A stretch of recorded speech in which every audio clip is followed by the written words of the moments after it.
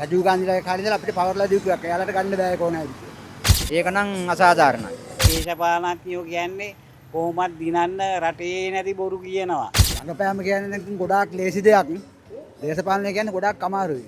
ලංකාවේ කච්චත යුද්ධ භූපත ගන්න බෑ මෙයාට. තමිල්නාඩුවේ මීළඟ මහ ඇමති වන තලපති විජේ කච්චතිව් දූපත ඉන්දියාවට අයත් කරගනීද? අපි මේ ගැන මහජනතාවගෙන් අහලා බලමු.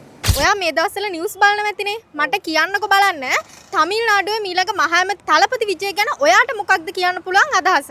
ගොඩක් ඔය එයා මම හිතන්නේ මන්න හිතන්නේ එයාගේ ජයග්‍රහණයේ පිටුපැත් තියෙන්නේ ගොඩක් මේ රැල්ලට ගින් තියෙන්නේ. චිත්‍රපටි බලලා මිනිස්සු ඒ නිසා නැත්නම් එයා මොකද සමාජ සේවයක් මහලුකුට කරපු කෙනෙක් නෙමෙයිනේ. මම හිතන්නේ එයාට කරන්න පුළුවන් වෙයි කියලා හිතෙනවා. තලපති විජේ ගැන ඔයාගේ අදහස මොකක්ද? රංගපෑම කියන්නේ දැන් ගොඩාක් ලේසි දෙයක්. දේශපාලනය කියන්නේ ගොඩාක් අමාරුයි. මට කියන්නකෝ බලන්න කච්චතිව් දූපත ඒ කිව්වා වගේ මෙයා ලබා ගනීද? ඒ කියන්නේ මමත් හමුදාවේ අවුරුදු 23ක් හිටියා. කච්චතිව් දූපතේ මම රාජකාරීත් කරලා තියෙනවා. ඒක ඉස්සර ඉඳලම මේ රජීව් ගාන්ධිලාගේ කාලේ ඉඳලා අපිට පවර්ලා දීපු එකක්. එයාලට ගන්න බෑ කොහොමද? කච්චතිව් දූපත ඉන්දියාවට ගන්නවා කියලා ඒ ගැන ඔයාට මොකක්ද කියන්න තියෙන අදහස? ඒක නම් අසාධාරණයි. ලංකාවේ කච්චත යුද්ධ භූපත ගන්න බෑ මෙයාට. නමුත් එයා කියනවනේ ඒක අයිති නැවත අපිට ලබා ගන්න ඕන.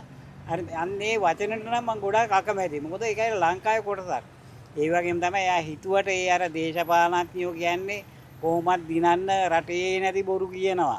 ඒ වගේ තමයි එයාත් ඔය බොරු කියන්නේ. ඒ කවදාවත් නීති මාර්ගයෙන් ඉන්දියාවට ඔක අයිති වෙන්නේ නැහැ. එහෙම කරන්න බෑ.